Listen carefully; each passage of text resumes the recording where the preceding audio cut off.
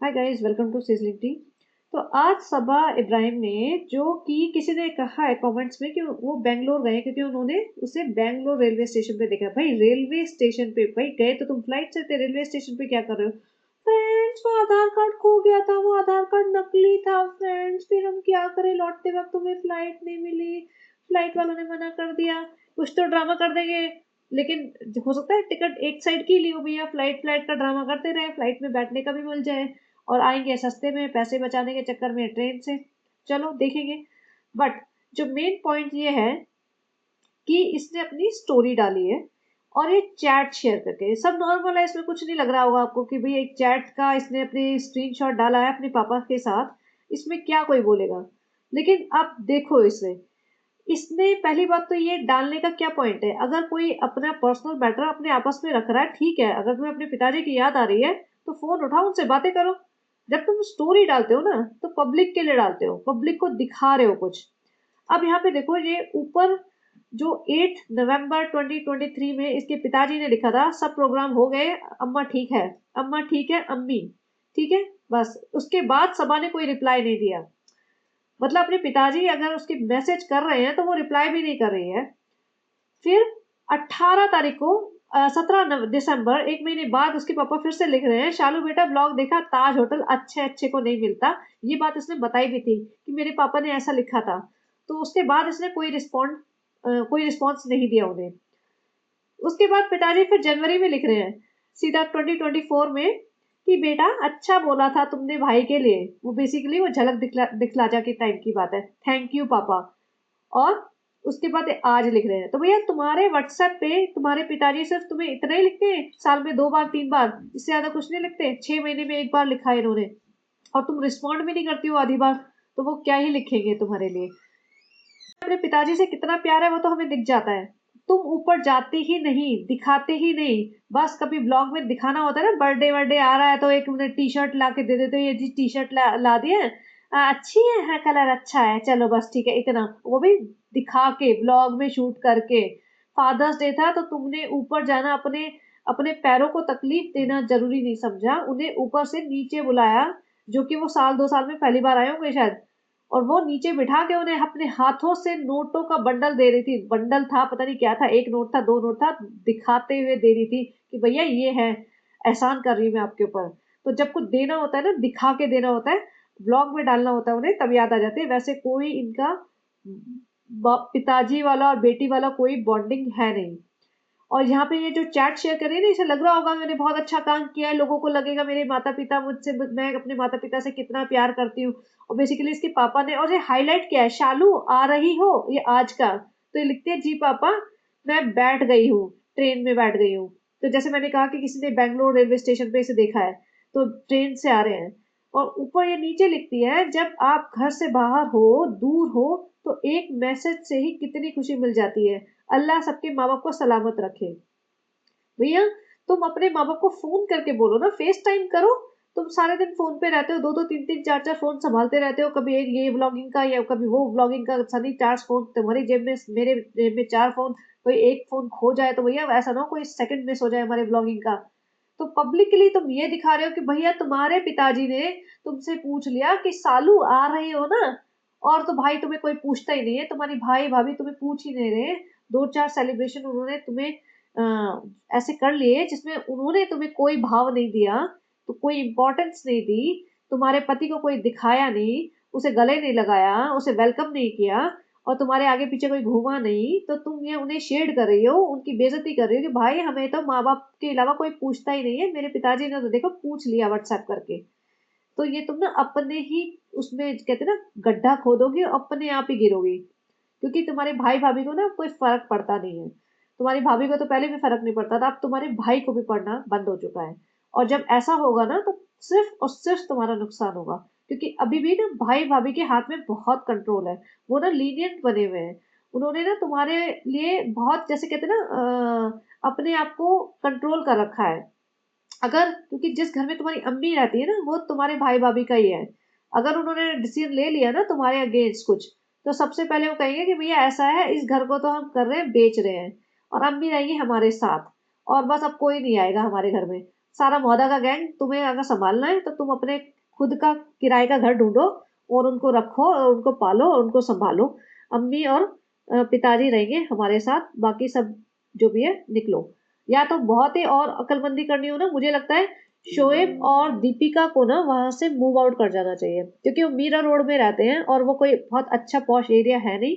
और पता नहीं वो आगे उनके मतलब बच्चे के स्कूलिंग के लिए या आगे जो भी मतलब स्कूल वगैरह जाएगा उसके लिए कितना सही रहेगा, अगर उन्हें और उनके करियर अपॉर्चुनिटीज के लिए भी, क्योंकि उन्हें टीवी इंडस्ट्री में काम करना है अगर थोड़ा बहुत, तो वहां से ट्रैवल करने में मुश्किल होगी। अगर दीपिका और शोएब सोच रहे ना कि भैया बहुत हो गया, इस बंदी को हम सपोर्ट करते करते 4 साल से कहाँ ले आए, आज हमारे हमारे लिए गड्ढे खोद रही है, तो दीपिका और शोएब को कहीं मूव आउट हो जाना चाहिए किसी अच्छे एरिया में, अपने मम्मी पापा को साथ ले जाओ, बस फिर देखते हैं इसकी दुकान ना अपने आप बंद हो जाएगी।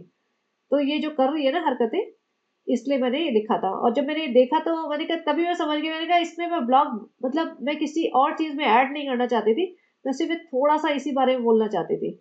और अभी सुनने में आया है कि ये मेहर को यही रखने वाले हैं। देखो, रिजा हो गई है बड़ी, अब जैसे मैंने पहले भी बोला था कि वो छोटे छोटे काम होते हैं ना, पानी दे दे, जूते चप्पल ठीक कर दे, ये कर दे वो कर दे, वो वाले काम तो वो नहीं कर पाएगी, उसके लिए तो छोटा बच्चा ही चाहिए होता है। देखो मेरा मानना है कि अगर ये मेहर को रखते हैं तो कहीं ना कहीं मेहर का इसमें फायदा ही है। देखो मेहर, देख उसकी माँ भी नहीं है सही, सगी, और पिताजी भी मतलब ज्यादा फाइनेंशियली स्ट्रांग नहीं है, और दूसरी माँ है वो अपने बच्चे को ज्यादा प्यार करती होगी, तो ये मेहर देखती होगी, तो उसके अंदर ऐसा कुछ होगा नहीं कि बहुत फैमिली बॉन्डिंग जैसी बन रही होगी उसकी लाइफ में।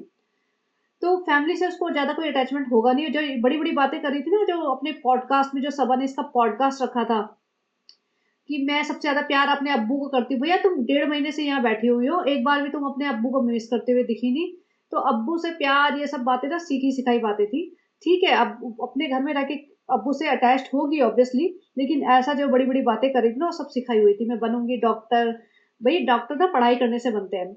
जो मैं बात कर रही थी कि मेहर का फायदा होगा, वो इसलिए कि देखो मोहदा में रह के तो इसे ना इसको एजुकेशन मिलेगी, ना इसको कोई ग्रूमिंग मिलेगी।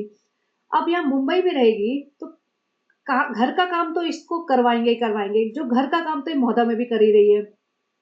तो यहाँ पे कम से कम इसकी एजुकेशन थोड़ी बेटर होगी और ग्रूमिंग अच्छी हो जाएगी। और अब पहली बात तो क्या था कि जो रिजा आई थी, तो रिजा बहुत छोटी एज में आ गई थी। मुझे लगता है रिजा शायद 7-8 साल की होगी या 9 साल की होगी जब रिजा आ गई होगी। तो जब रिजा आई थी तब जनाब इतना ज्यादा पैसा कमाते नहीं थे, दीपिका ही कमाती थी, वही पूरा घर का खर्चा उठा रही थी, और सबा भी शादीशुदा नहीं थी, वो भी घर में रहती थी।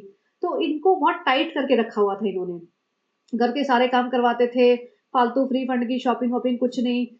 अब जब मेहर आई है तो अम्मी के भी घुटने ढीले हो चुके हैं, अम्मी आधे टाइम अपने ख्यालों में डूबी रहती हैं, सोई रहती हैं, पिताजी ऊपर रहते हैं, शोएब ने दीपिका ने अपने हाथ खींच लिया, भैया हमें नहीं पता तुम कौन, तुम्हारा काम क्या है।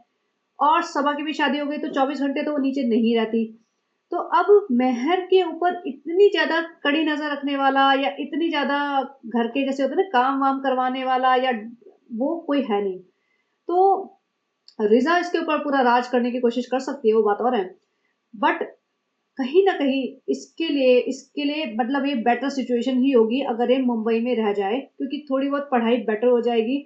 और ये बुली तो है, तो ये इतना ज्यादा बुली होगी नहीं, क्योंकि रिजा के ऊपर जो इसकी चलती है ना सबा की, तो जैसे एक टांग पे खड़ी रह के सेवा करवाती है वो, तो वो शायद मेहर से इतनी ज्यादा ना करवा पाए। तो मुझे लगता है कि मेहर को ये बोल देंगे अभी थोड़े दिन ब्लॉग में, थोड़े दिन बाद जब इनके स्कूल शुरू होने वाले होंगे ना, अभी तक तो ये शांत बैठे हैं कि पब्लिक भड़क जाएगी कि बच्चों से काम करवाएगी इसलिए रखा हुआ है। लेकिन जैसे स्कूल स्टार्ट होंगे फिर लोग पूछना शुरू करेंगे कि भैया स्कूल क्यों नहीं जा रहे तुम, तो फ्रेंड्स हमने बच्चा मामू से बात कर ली है, सॉरी कारी मामू से बात कर ली है, और वो कह रहे हैं कि वहाँ पे अच्छी स्कूल नहीं है, तो फिर हम मुंबई में ही पढ़ा लें फ्रेंड्स, तो फिर हम कारी मामू के लिए इतना तो कर ही सकते हैं ना फ्रेंड्स, बच्चों के लिए एजुकेशन हमारे लिए इम्पोर्टेंट नहीं होती लेकिन कभी कभी बच्चों के लिए शायद हो जाती है फ्रेंड्स। तो ये रह लेंगे, इतना बड़ा घर तो है अम्मी का, 10-12 कमरे का घर है अम्मी का, उसमें 10-15-20 लोग मादा के आ जाएंगे तो क्या फर्क पड़ता है फ्रेंड्स, रह लेंगे।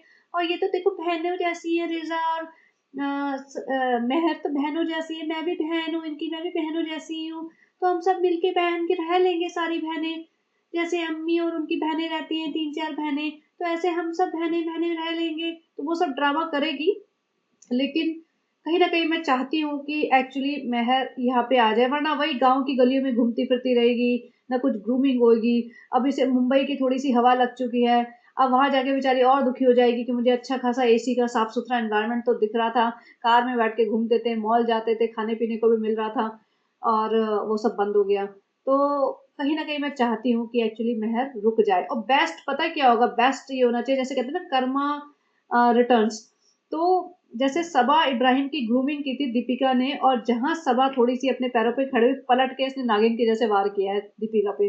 तो ऐसे ही इन दोनों को, रिज़ा और मेहर को करना चाहिए कि सबा के अंडर में पूरी ट्रेनिंग ले लें कि भैया कैसे बनते हैं मतलबी, कैसे बनते हैं जैसे होते हैं ना चापलूस, जब अपना मतलब निकलवाना होता है, और कैसे बनते हैं एहसान फरामोश, ये सारी ट्रेनिंग ले लें अपनी सबा से, अपनी बहन से। और फिर जैसे ही थोड़े से इंडिपेंडेंट हो या जैसे ही सबा का पलड़ा धीरे से डाउन हो, ये ऐसे पलट के इसके ऊपर वार करें कि इसे अपना अपने दिन याद आ जाए। तो होएगा, कुछ ना कुछ तो होएगा। तो चलिए आप बताना आपकी क्या राय है? आपको क्या लगता है कि मेहर को मुंबई में रुकना चाहिए या नहीं? एक मतलब अनबायस्ड होके बताना कि मेहर का फ़ायदा होगा कि नहीं होगा? और बहुत सारे लोग लिख रहे हैं कि मेहर को वापस भेजो, मेहर को वापस भेजो। देखो मुंबई में थोड़ी-सी पढ़ाई बेटर हो सकती है डेफ़िनेटली मोहदा की पढ़ाई से तो। तो मोहदा की पढ़ाई में, मोहदा के स्कूल में जाके इसका कुछ फ़ायदा होने नहीं वाला। मैं ये नहीं कह रही हूँ कि मुंबई में रह के कोई बहुत बड़ा तीर मार लेगी। इसके भी 50-55 मार्क्स ही आने वाले हैं, क्योंकि पढ़ने तो देगी नहीं। एजुकेशन इनके लिए इम्पोर्टेंट होती नहीं है। लेकिन वैसे ग्रूमिंग हो जाएगी ओवरऑल, थोड़ा सीख जाएगी, थोड़ी चीज़ें सीख जाएगी, लोगों से बात करना, लोगों को देखना, और ना कि एक ओवरऑल ग्रूमिंग हो जाएगी, इसकी पर्सनैलिटी डेवलपमेंट हो जाएगा इसका। क्योंकि मोहदा में बिल्कुल भी पॉसिबल नहीं है। ना फाइनेंशियली ये स्ट्रॉन्ग है इसके पेरेंट्स, जो इस पे पैसा लगा सकें, और ना वहाँ पे ऐसा एनवायरनमेंट है। और तो इसके बेनिफिट के लिए मैं कह रही हूँ कि घर के काम तो चलो करने पड़ेंगे ही अब इसको, बट अदरवाइज़ इसका फ़ायदा है। तो चलिए गाइस रखती हूँ, इतना ही कहना था मुझे इन दोनों के बारे में, और आप ज़रूर बताना अपनी आपकी क्या राय है। चलिए have a great day, bye-bye.